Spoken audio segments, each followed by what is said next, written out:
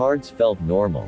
Nothing strange. No markings. No hidden compartments. Simon shuffled them, almost aggressively, as if daring the magician to try something now. The magician smiled. He told Simon to deal the cards face up, one by one, until he felt like stopping. Simon dealt. Ace of Hearts. Seven of Clubs. Queen of Spades. The cards were ordinary. Predictable. Then Simon stopped. The magician asked Simon to name the card he had imagined earlier. Simon paused. This was already odd. He hadn't told anyone his thought.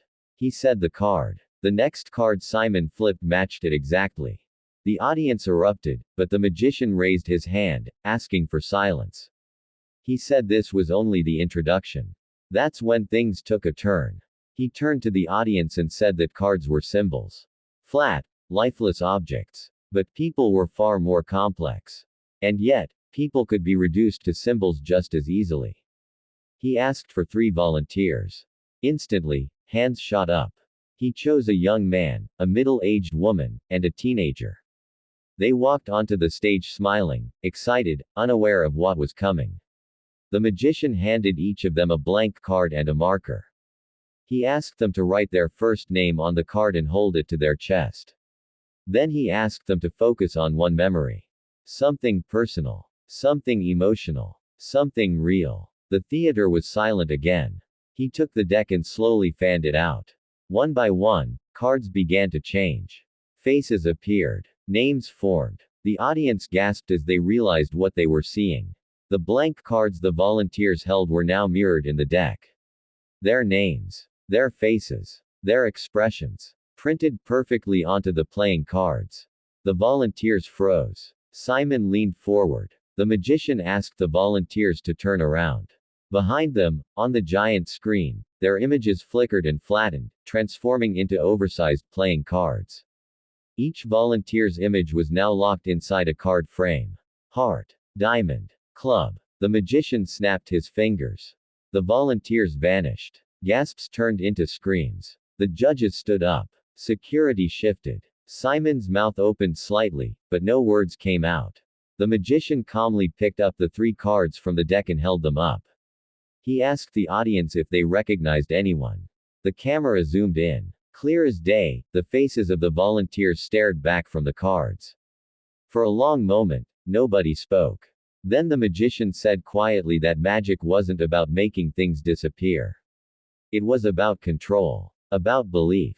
About trust. He placed the cards back into the deck, shuffled once, and tossed the deck into the air. The cards exploded outward like confetti. And the volunteers reappeared instantly, standing exactly where they had been before, unharmed, confused, and shaking. The audience lost control. Screaming, crying, standing ovations. The judges were stunned, but Simon remained seated, staring at the stage as if trying to solve a puzzle that refused to be solved. Then came the final twist. The magician turned to Simon and said that Simon had been part of the act from the beginning. Simon frowned. The magician reminded him of the card he had imagined earlier. The one that matched. The magician asked Simon to check his jacket pocket. Simon slowly reached inside and pulled out a single playing card. It was not the card he had named. Instead, it was a card with his own face on it. The theater exploded. Simon stared at the card, then at the magician, then at the audience.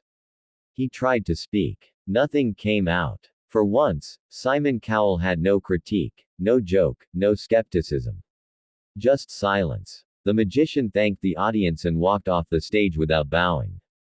For days, clips of the performance went viral. People paused footage, slowed it down, analyzed every frame. Magicians around the world debated how it could be done. Some claimed camera tricks. Others said actors. But no explanation ever fully fit. Simon later admitted in an interview that the act genuinely unsettled him. Not because he believed the magician had supernatural powers, but because for the first time, he couldn't find the method. And for someone like Simon Cowell, that was terrifying. The volunteers were interviewed later.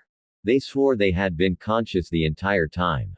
They remembered the stage lights, the audience noise, and then nothing. Just darkness. Like being folded away. The magician never returned to AGT.